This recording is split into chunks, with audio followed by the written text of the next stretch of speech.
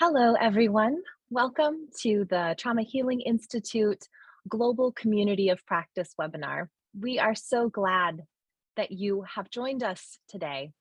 I was about to say this morning, but actually we're joining from all around the world in every time zone, welcoming people from Peru, Kuwait, Germany, United Kingdom, Mozambique, Singapore, Guyana, all around the world, South Africa.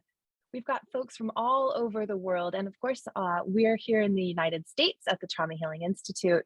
And we're so glad that you've joined us this morning. Today, we're going to be talking about a contextualization of healing the wounds of trauma. It's called Finding Our Comfort in God. This material is designed for people of Muslim faith who are interested in how Christians respond to and heal from trauma. We will learn about the creation of this material, how to use it, who can use it, and hear testimonies from practitioners who are using these lessons in different parts of the world. Again, we're so glad that you've joined us this morning to look at this really wonderful new material that's available. Just want to remind everyone how to use the chat feature. If you open the chat, you'll notice at the bottom of your screen, there's the little bubble, and you can press chat so you can see. Make sure that you set your audience to all panelists and attendees. Otherwise, it's only going to a few people. And we want to make sure that we're sharing with each other in the community of practice. That's one of the beautiful things about the community of practice is how we can share our thoughts and ideas, encouragement and questions with one another. Please, if the chat becomes overwhelming because we're a very active group, feel free to close it. You can just close it by clicking out the little box in the corner and close it out so it doesn't distract you from what's being said.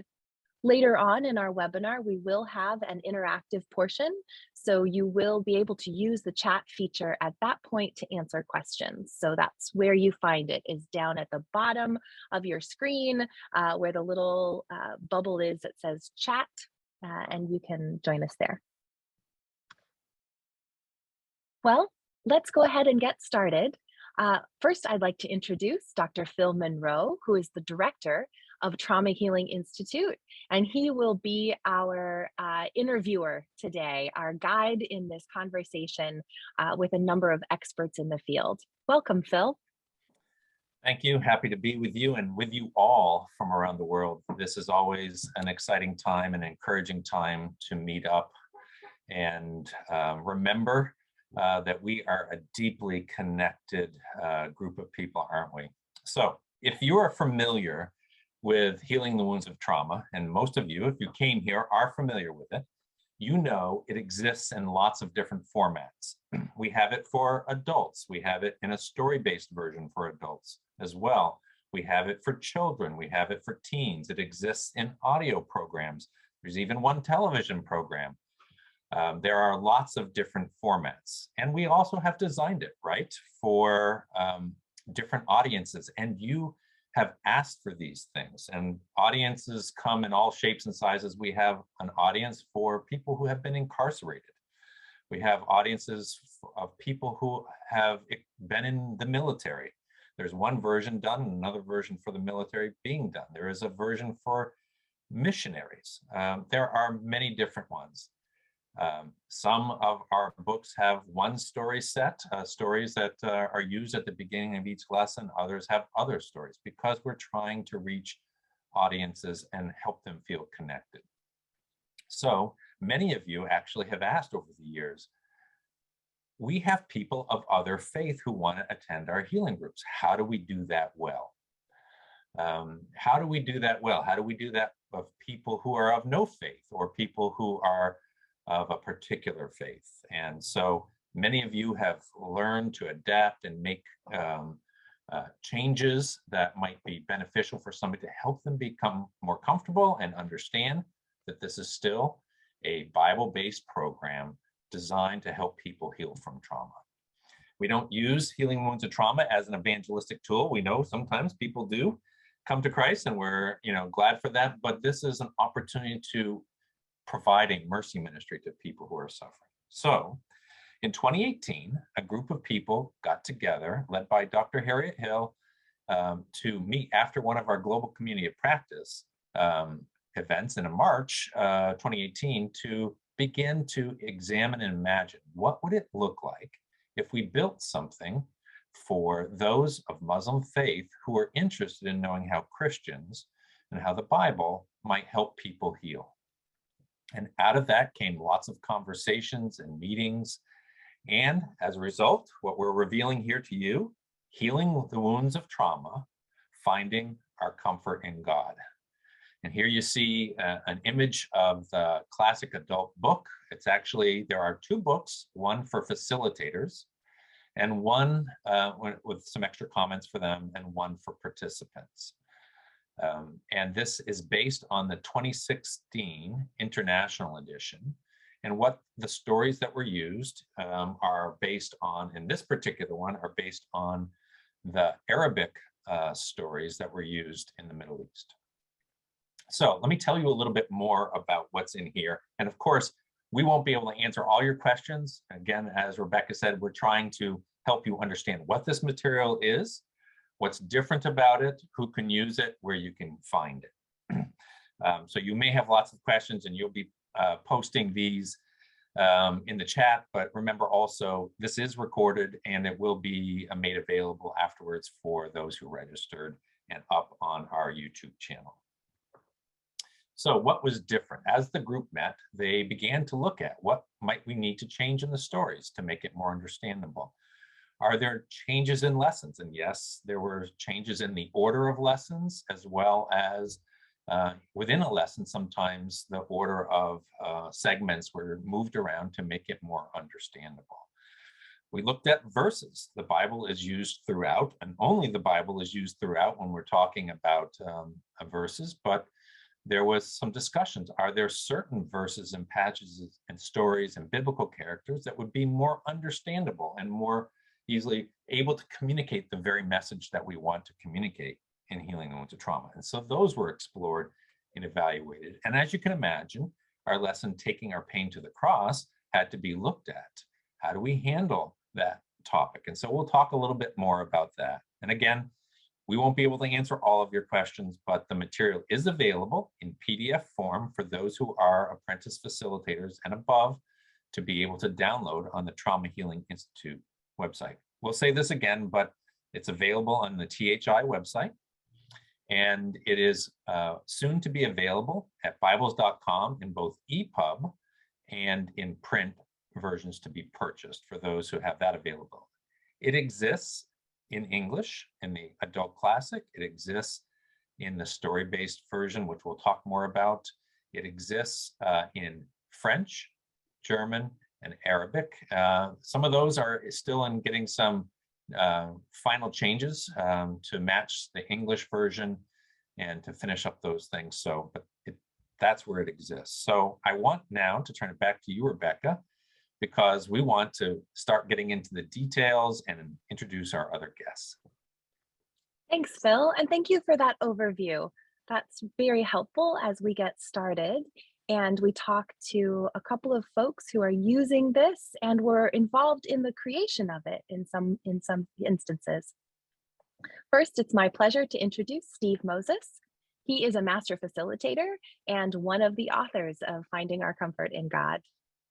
Next, I'd like to invite Heya Khoury to join us. She's from the Bible Society of Jordan and coordinates their trauma healing ministry.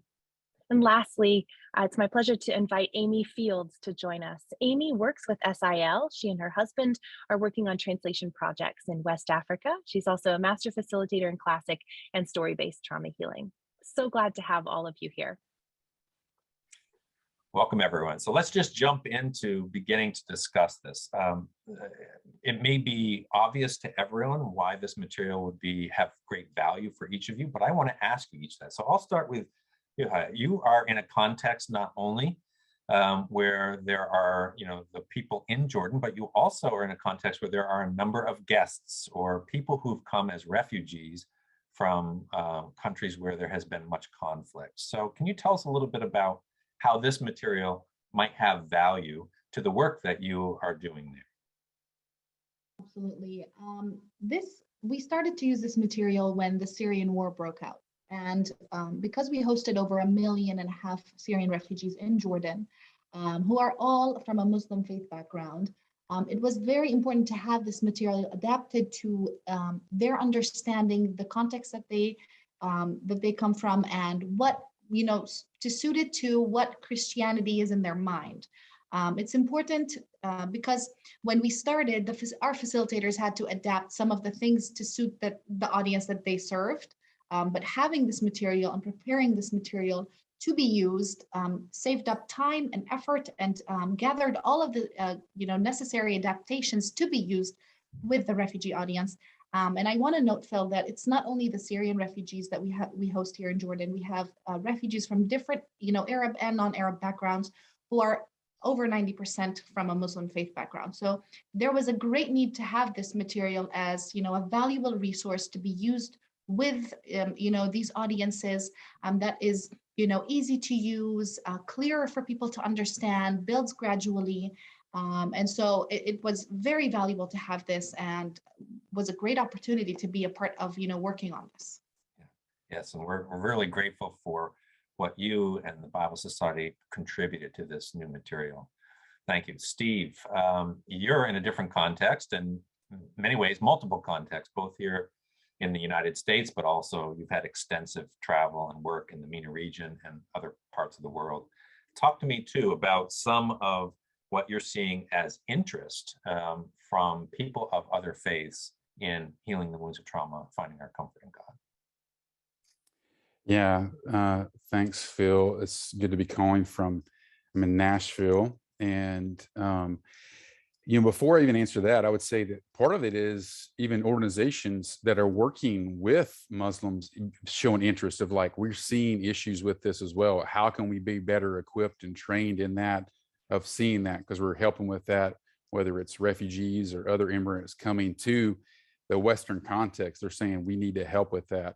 So that's part of it. And I think another thing that's really important is realizing that it's in relationship, right? It's not, hey, I don't know Muslims, and all of a sudden we're just going to show up and knock on their door and say, hey, we're here to help, you process your pain, loss, and suffering outside of the context of relationship.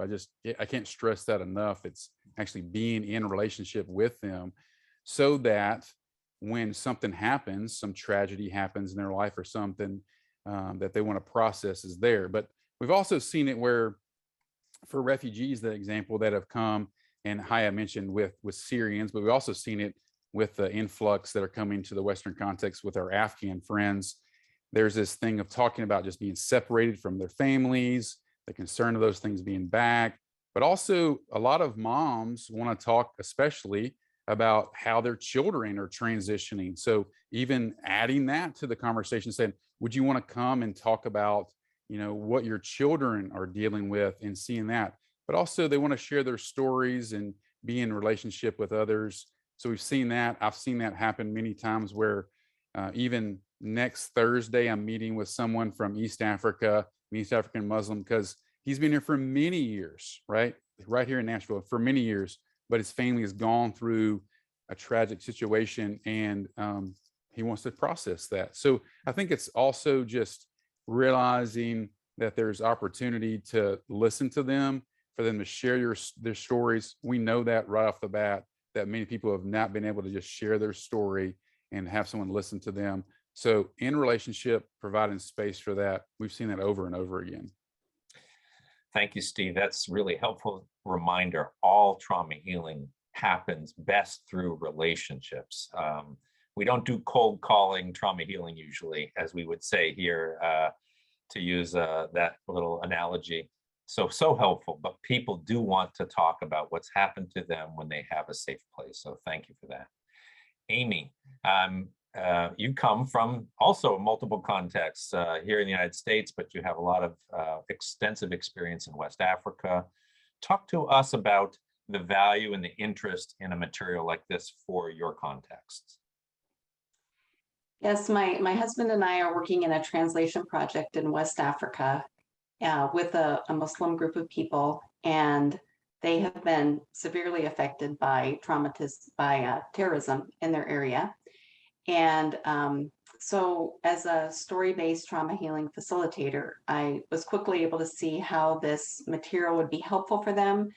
First, because they're a group of people that communicates orally, but then also because they have a significant amount of trauma. And this program has had a huge impact in that area. Some of the people that we have trained have gotten the vision for using the material with refugees, many of whom are not believers. And so they have been using the traditional oral story-based program up to this point with a few minor modifications for working with a Muslim audience. But now that this material is becoming available, they're very interested in knowing more about how they can use it. That's excellent. And it's a good opportunity, Amy, to remind people as well that the oral story-based version requires its own set of trainings and equippings. There is a certification process with that. So if you're interested in knowing more about that, you're going to want to find a place where you can get that particular form of training as well. And we're really grateful to have you present because of your expertise, not only with story-based, but also you're also a master facilitator in the Adult Classic and helped to make sure that those two lined up well. So thank you. Let me come back to Haya and Steve in this order. You two were involved, especially in those early meetings.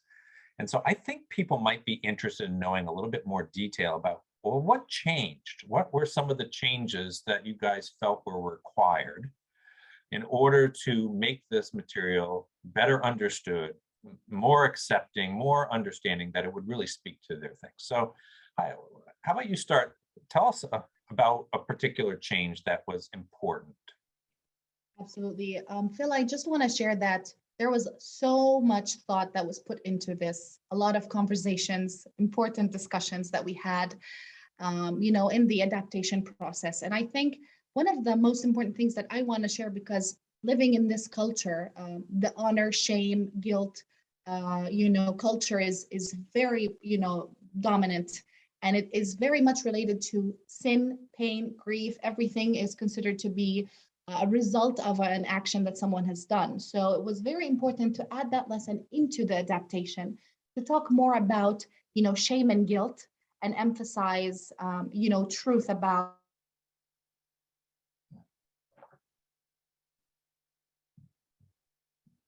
a lesson that was a huge need to be added into the book and to be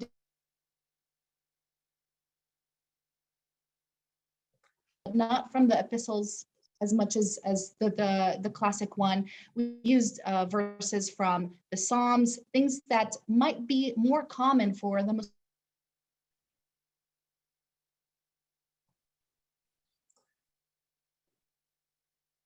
Thank you.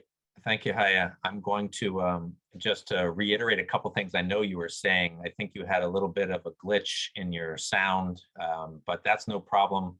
I'll just reiterate, that shame and guilt lesson is a really important lesson. And it is a lesson that helps people talk about what causes shame and guilt and how does your culture respond to these things. Does the scriptures speak to our shame and guilt? And how does honor get discussed actually in this? And so much like some of our heart wound lesson, you have similar features in that lesson as well. And it's often designed to be done after you've done heart wounds. Then you go further into the special kind of heart wounds. So glad to have you back, Haya, but I'm just going to reiterate the verses that you talked about. Looking at verses, if you wouldn't mind just saying that again, the reason why we looked at the Gospels and some of the Psalms, why that was important versus maybe taking something very similar from the epistles. Yes, sorry about the connection issue. It was important, Phil, because our Muslim faith background friends are not very familiar with all of the verses in the Bible. There are some things that are hard to understand within context, within them not being familiar. So it was important to focus on the Bible verses that either may seem familiar or are easier to understand. And this is why it took us a lot of time to choose the right verses which convey the meaning that we want, which address the thing that we want, but also are easier for our audience to understand and to absorb. And one of the things that we worked on, Phil, which is something that I feel like really did make a difference, was that we built the one lesson built on the other. So we tried to build knowledge as we went through each lesson of more and more about who Christ is, and the Bible verses. We started with the simpler, with the easier to understand, and the more familiar verses. Right. Thank you for that. That building on it is really helpful, so that by the time people get through their final lessons, they have a deeper knowledge. Steve, you were there at the beginning days as well. Tell us some things that, as you examine, like, here are some really important changes that we made in order to make it more understandable and usable. Yeah. I think what's a couple of things that are important is, Hi and I are representing a larger team, and they would probably add a lot more to this as well. So things that her and I are capturing here, I think the shame lesson, I've even said before, I've started incorporating that lesson alone, just because everyone deals with shame, not just our Muslim friends, and just thinking about that as well. I think it's really an important lesson to look at. The other things we think about are just even some of the titles that we use in the lessons themselves.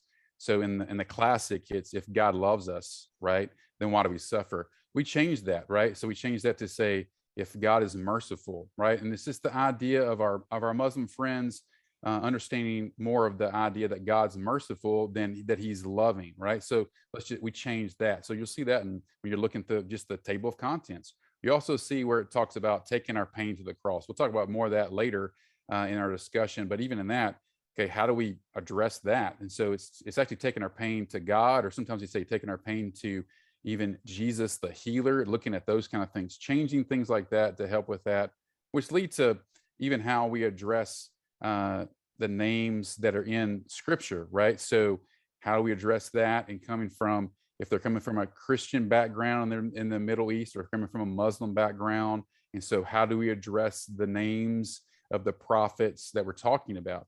Little things like that really matter and really are important in knowing your context of some things that are taking place there.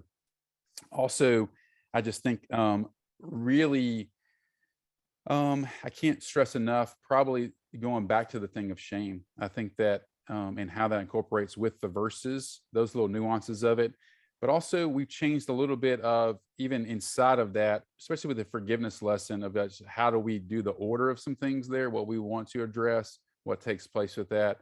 Those little changes of that, as Haya alluded to, lots of discussion, lots of time plotting it, going back and forth and seeing how do we want to say that, how do we want to do this, and really praying about how does that take place because of those things and the significance of that. And then going and trying it out. And that's part of what we're talking about today, is that how we've piloted it, we've used it, and coming back and seeing things that we've learned along the way. Yeah, thanks, Stephen. We will get into more of the advice of what to do, maybe how to get yourself prepared to do this. Amy, I know you've helped prepare some people to do this with the story-based, done some orientation. Maybe highlight a couple of things that you thought was important, that you saw changes, that facilitators who know the classic materials really well, or the story-based really well, what were some changes that were important? Well, first of all, for those who are not familiar with the oral story-based program, it uses a modern story and a biblical story along with questions and activities to facilitate the same learning points as we have in the classic material. So when we were thinking about which Bible stories to include, we were aware of the fact that Muslims really like stories about people they consider to be prophets. So this includes Jesus, but also people like Job and David and Joseph. And so we chose stories that we felt would not put any unnecessary stumbling blocks in front of people, but at the same time would encourage the kind of healing that we know can come about from hearing stories from Scripture. That's really helpful. And that leads into a question for all of you, and we'll work back. Amy, I'll have you actually start with this question, which is, we start noticing some challenges. I mean, the reason why we create a contextualization is because we have challenges and we want to minimize them as much as possible. You can imagine that when someone hears about a story of Joseph or Job or Jesus, it might sound different from what they were told in their own tradition. Talk about that as a challenge. How would a facilitator manage that? There might be a conversation that says, wait a minute, that's not what I know about that story. Any thoughts on that? And we'll pass on to others so you don't have to have the final word. Right. Well, I guess explaining to them that this is the way that the story is portrayed in the Torah or in the Injil will help them to understand that it could be a little bit different, but this is the version that we're looking at in this particular program. Excellent. Steve, we'll just go in reverse order here. Steve, is there anything in particular as you're thinking about that challenge of the conversations that might come up when somebody has a different understanding or experience of a Bible story? Yeah, I think that's really important to note that we also created like about a 2 to 3 page kind of introduction of like, hey, if you're going to use these materials, you need to know why you're using them, how you're using them. So we created that. So we're telling people, hey, you're telling them up front, we're still going to use the holy books, right? We're still going to use the holy books. And we're not going to have a theological discussion. And as you alluded to earlier, Phil, this isn't an evangelistic tool. But hey, we're welcome to have those conversations outside of this time. But we're really here to talk about healing and sharing those things. And so, yes, there could be some nuances about the way that we tell our story and the way you may know their story from their upbringing. And so I think that's part of understanding people from the Muslim faith, of just saying, hey, we're here to talk about that. And one example of that is even talking with an imam, a leader of a mosque one time about that. And he was dealing with a tragic thing that happened in his family. I said, I think I can help with that. But, and we're sitting inside of a mosque talking about this. I said, I think we can help with this, but we're gonna use these holy books and talk about that. And he was in so much pain. He said, I'm very open to this. Let's talk about this opportunity to do that. And we're going to have discussion about those things. But I think it's just being transparent, being upfront, right? Being in relationship, telling them what we're doing.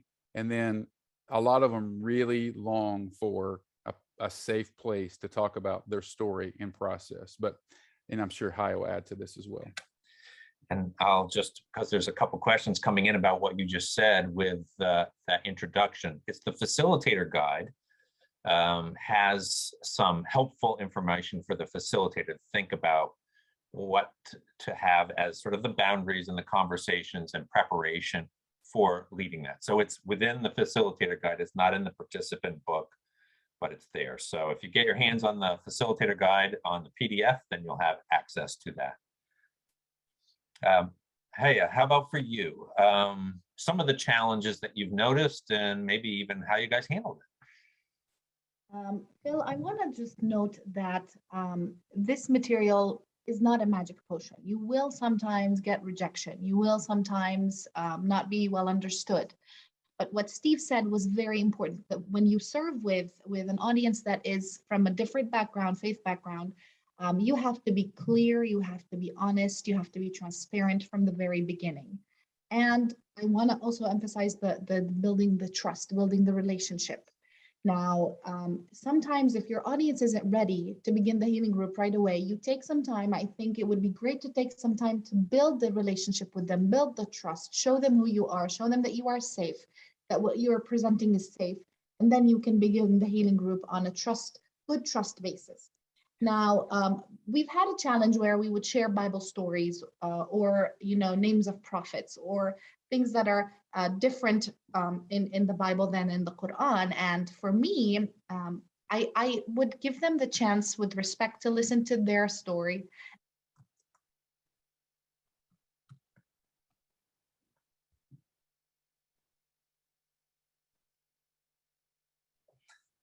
I'm sorry, we'll get that story in a moment when she can come back. But while we're waiting, Rebecca, I imagine that you have been fielding a bunch of questions in the chat, and I haven't been looking at it and forgetting that. But is there a question that you have for one of the panelists? There are a lot of questions actually from, excuse me, from the audience, and they kind of fall into a couple categories. So I'm going to start with the honor and shame, the honor, shame, guilt, shame lesson. People are asking. There are a lot of people who've said they've experienced it with the classic program, or they want to add it into their classic healing groups because it's such a useful lesson. So if you could quickly just tell folks how to do that. If you're doing a traditional classic adult group, how do you add the shame lesson in? Did we get a person that we want to ask that to? No, I'll say Steve. How about Steve? You were speaking about it earlier, and when you were speaking is when we got lots of messages. Well, so the way that I've incorporated it, and also the way that it's in Find Our Comfort in God, it's a lesson that's in there before we get to taking our pain to God.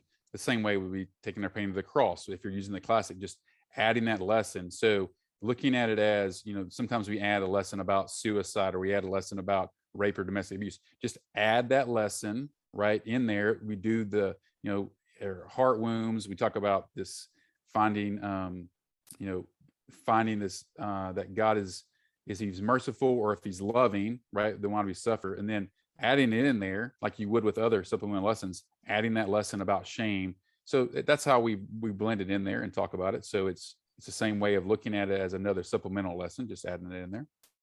And if you have access to this PDF, there would be no reason why you could not include it in any other healing group, even if it wasn't primarily this material. It has a lot of good value there. Amy, I see you take yourself off mute. You want to speak to it? Well, I just was going to mention, I believe that's one of the lessons in the strength from weakness. So they could also use that material and add that in with a regular healing group. Yeah. Great point, Amy. And just to remind everyone, you can find Strength from Weakness on the Facilitator website, along with Finding Our Comfort in God. You can, as a classic trauma healing facilitator, you're welcome to use that resource. Did you have another question, Rebecca? I do. Again, these are more logistical questions. I'll get to the philosophical ones in a second. What do we do if our Muslim brethren ask us how this relates to their Quran? What should we tell them in these circumstances? Okay, so let's see. Amy, I'll start with you since you spoke, and then we'll ask Taya about how you might speak to that. I think I'm actually going to defer to Hyatt and Steve in this case. Great. I can share a bit of my experience. I hope the internet won't cut off now as well. Okay. This will come up. This will come up. I think at some point you need to find one common point to agree on. So they need to know that there are some things that you agree in, that you both have in common. Just for them to feel like we're not aliens. We share some stories that are in common, like the story of Joseph, the story of Job. They have some stories about Jesus healing people. So we try to focus, we try not to focus on the differences. We try to focus on, and we don't open too much room for discussion about, how does this relate to the Quran? They will try, they want to express what they know. They want to express what they, have memorized all their lives, and we have to respect that. But we also have to get to a point where we share that, as Christians, we believe in the Bible, and this is what we want to share with you. This is what we want to, talk to you about. And you will find that most times they want to listen. They want to hear. They are excited to see what our Bible says. They're excited to see how our stories are, told. And so they are open to that. But this question will come up. I don't encourage deep discussions that, that don't give room for deep discussions, because at the end of the day, you have the materials, you want to present what you believe is right, but you want to be respectful. So these discussions won't be very helpful to the healing journey. They will just stir up more conversation, more controversy. So this is just small input from my experience. That's helpful. And I think I might move us along because I want to make sure we don't miss out on more advice that you guys are going to be giving in specific. But this is also true when we are holding a group with people of various denominations and beliefs about Christianity. We don't get into debates about what to believe about X, Y, or Z, right? We encourage people to keep that outside of the group and to stick with a commonality. So perfect answer for that. Thank you. Yeah. So I'd like to, just because our time is marching on, to get to advice. How would I begin? How would I get prepared? Steve, could you start there? How would I get prepared to lead a really good healing group? Yeah, the first thing I say is I really mean this. You got to pray, and you got to ask other people to come alongside and pray with this. Okay. I say that about any healing group, but especially with working with our Muslim friends. You want to pray. And then also, as Haya has already alluded to, some people aren't ready for a healing group, and some people may find out what you're doing and not come to it. If you've led healing groups at all, people come week 1 and they may not come back week 2. That's okay. That's part of it. And you're still in a relationship with them. You still love and care for them. I think part of advice is also, as you're looking at these new materials, are you familiar with the classic material already, right? Are you already familiar with these things? And so just being familiar with the material, doing it with people that are of the same cultural background, language background, because some of us, especially that are in the Western context or those in the US, we may need translators or people to help us with that. So you have to have a trusted translator. You're walking with them, talking with that. I think another thing I tell people is size. Some people talk about healing groups. I'm like, you're going to build trust. I already talked about that. So building trust, and it takes time. The size of those healing groups may be a little smaller. It may take longer. You may have those times that you're going out and talking longer about these things because there's some new concepts to them, new things to them. So expect to, drink a lot of tea, have some coffee, have those relationships. It's gonna take a little bit longer with those things. Remember, it's about the spending that relationship together, not just the time that you're trying to just carve out with that.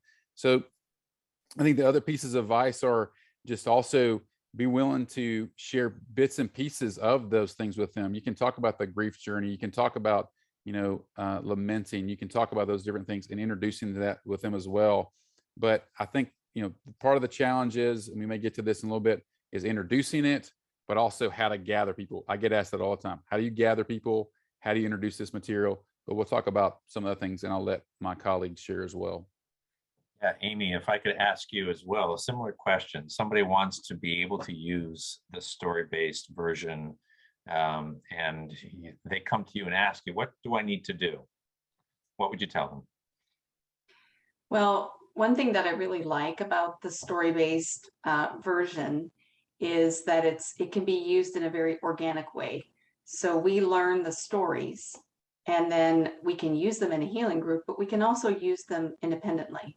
So say you're with a group of people and there's an opportunity for you to share something. You could say, would you like to hear a story?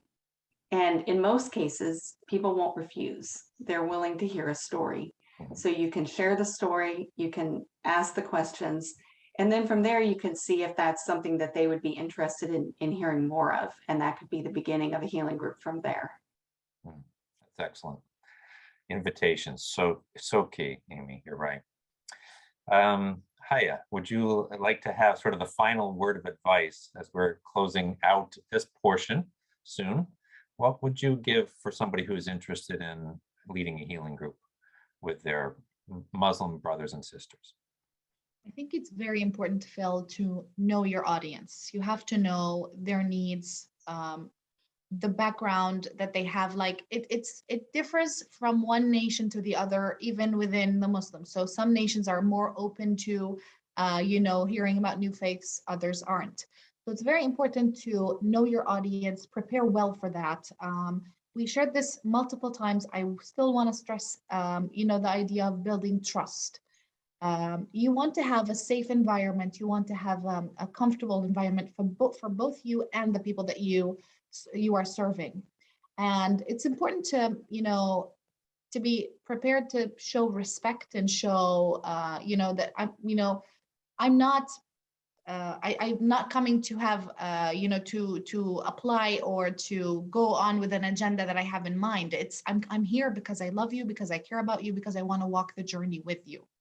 And it's good to come with that attitude to, and build the trust and know the audience very well, and kind of like absorb it, because the more you know your audience well, the more you can lead better.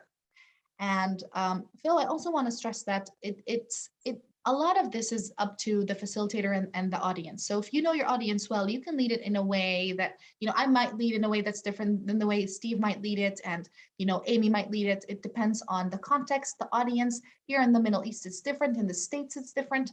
Be comfortable with it. It's flexible, and it's if you absorb the audience, if you absorb the material, you will have a great result. And be patient. This is something important, because there, challenges might come up. I'm sure this comes up with every adaptation, every kind of material. So don't expect that this will be, the solution, but it will be a time of changing mindsets, opening up new doors, opening eyes up to new things, and, greater things than you might imagine might come up with this, because you are revealing a God that is different, a God that is merciful, a God that is loving, a God that heals. And this is something new, Phil, to our Muslim faith background friends. This is a new God. So, let the Spirit work, and God will reveal himself as time goes. Thank you so much for that, Haya. And the two things I took away from what you all are saying here as we close this portion and come to just a little bit of an experience of the material is this. One is, in some ways, it's not all that different from anybody else you're seeking to love and minister. You got to know them. You have to build trust.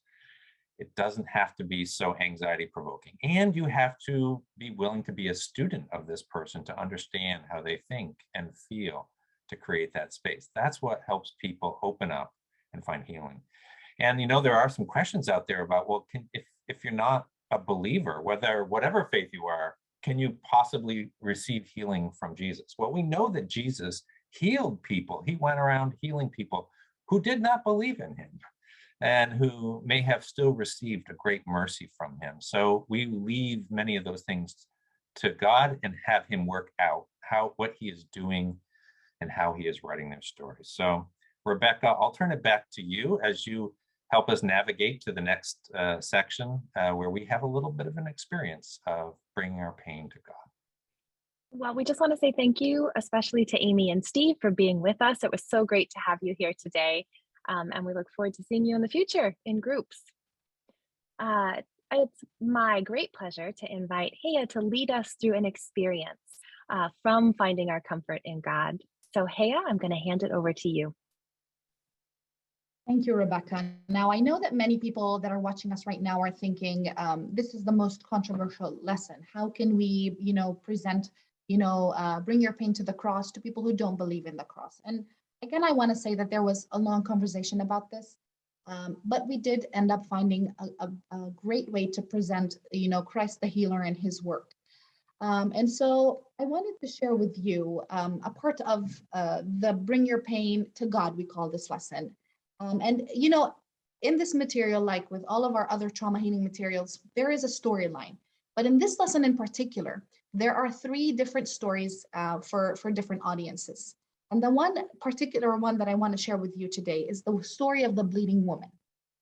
Now, I want to begin to read that with you and show you how we share this with our audiences. This is specified for our female audience. So when we read this too, there's a story about healing the blind beggar, and then the third story is also a general story from the main characters that we talk about throughout the book. So if we can have the slide up to read the story of the bleeding woman. Now, I want to share that when we say Al-Masih means, Jesus Christ in Arabic. So we use this term in the book to clarify who the person of Christ is. It says Al-Masih had been asked to heal a young girl who was very ill. As he was on his way, there were crowds of people around him, all pushing to get near him.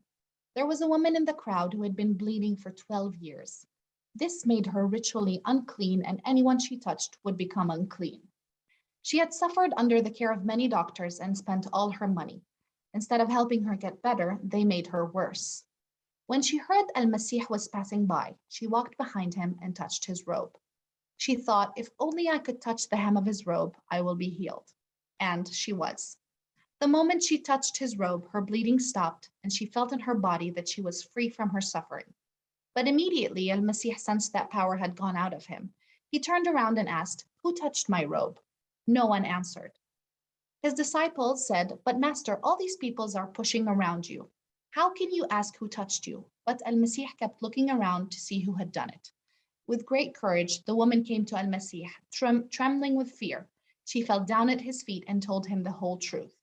Al-Masih said to her, "Daughter, your faith has made you well. Go in peace, be freed from your suffering."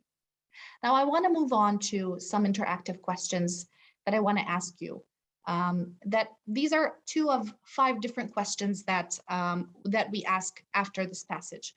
The reason why we chose this particular story is because it has a lot of relation with the Muslim culture, the Muslim faith culture, with having the bleeding woman is a woman that lives in shame, that feels unclean, unpure. She's rejected by society, and how Jesus, let's discover together the questions and have this conversation. So question number 1 says, how did this woman feel after Al-Masih, Jesus Christ, spoke to her? I'd love to hear your answers about what do you feel about this question while reading the story. So I think we can have that throughout the chat. And then the second question said, what did Al-Masih restore to this woman?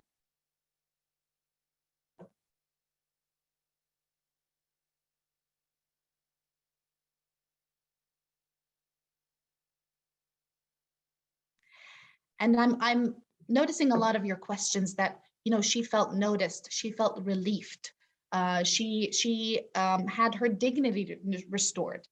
And yes, that's very true.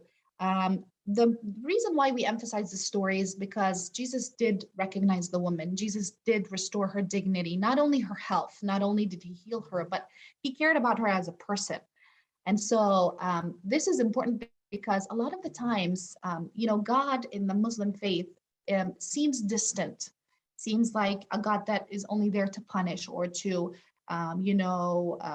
write down the deeds and the wrongs of every person. But in this story in particular, a woman that has, lost her, dignity, that feels rejected, Jesus cared about her. He touched her, even though the culture considered her to be unclean, and he restored her dignity, her health and her happiness. So I'm seeing a lot of answers, and I want to move on to our next section, which talks about how can we, bring our pain, identifying the wounds of our heart. And also this section, and I want to read this, it's not written on the slides, but I want to read this to you. It says, God gave Al-Masih, again, Al-Masih means Jesus Christ, power to heal all kinds of sickness and demonic oppression. Not only can he heal us physically, but he can heal us completely in every way, emotionally, physically, and spiritually. He restores honor where there was once shame. Because we believe he lives today, he still heals us. In the Injil, which means the Bible, we read, when evening came, people brought to Jesus many who had demons in them. Jesus drove out evil spirits with a word and healed all who were sick. He did this to make come true what the prophet Isaiah had said. He himself took our sickness and carried away our diseases. Another time, Al-Masih read from the prophet Isaiah saying, the Spirit of the Lord is upon me, because he has chosen me to bring good news to the poor. He has sent me to proclaim liberty to the captives and recovery of sight to the blind, to set free the oppressed and announce that the time has come when the Lord will save his people. When Al-Masih read this, he said, the scripture has only come true today. God sent Al-Masih into the world as a mercy to all mankind and to reveal God's love for us. As we've seen, Al-Masih is a great healer. Al-Masih is the healer God has provided so we can be freed from the pain in our hearts. He knows the shame that we feel. We have expressed this pain by sharing and listening to each other, by our artwork, and also in creating a lament to God. Now we want to bring it to Al-Masih and ask God to let him heal us. He invites us to bring our burdens to him, to be cleansed from shame and find rest for our souls. Now, I wanted to emphasize this because I want you to know, and I want this to be clear, that we are still presenting Jesus the healer. We are still presenting that the healing, true healing, will only come through the person of Jesus Christ. So even though the name has changed, the content has not. When we begin to encourage people to write down their pain, we say, each of you has been given a piece of paper. This will represent the pain that you want to bring to Yeshua al-Masih, Jesus Christ, for healing. So we still very much emphasize the fact that healing will come through Jesus Christ alone, that he can heal people from their pains physically, emotionally, and that he restores the dignity to people. And so I wanted you to see just a little taste, a little part of how the lesson of bring your pain to God is presented. It is still very much revolving around, the healing power of Jesus Christ and him being the healer that God has sent to carry our diseases, our pains, on the cross. So we still present this very clearly.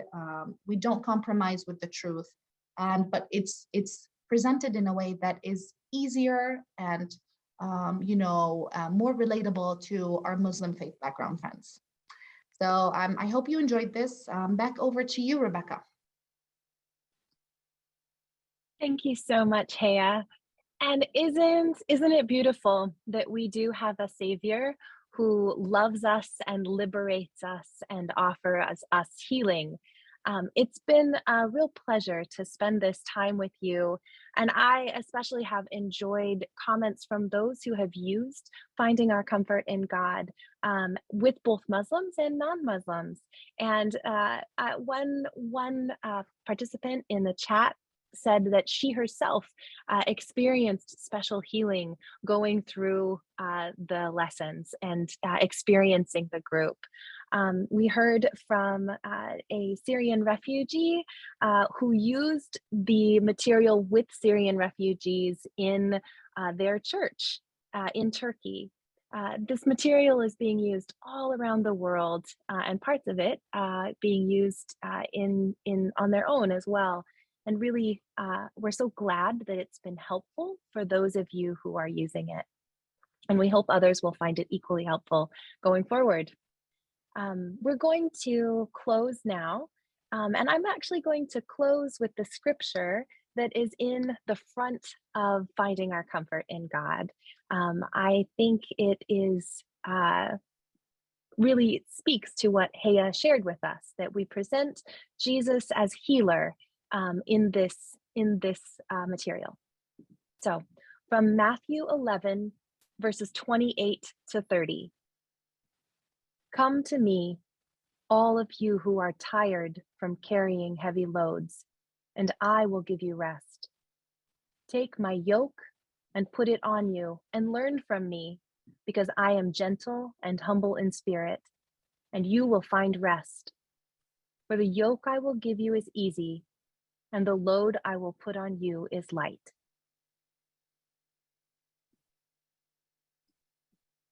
Thank you so much for joining us today.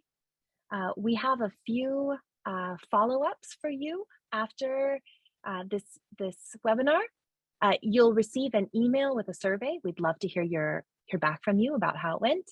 You can access Finding Our Comfort in God on our website. And of course, you can follow us on social media. Look for the follow-up email with links to all of these things. And we look forward to seeing you again in a few months. God bless.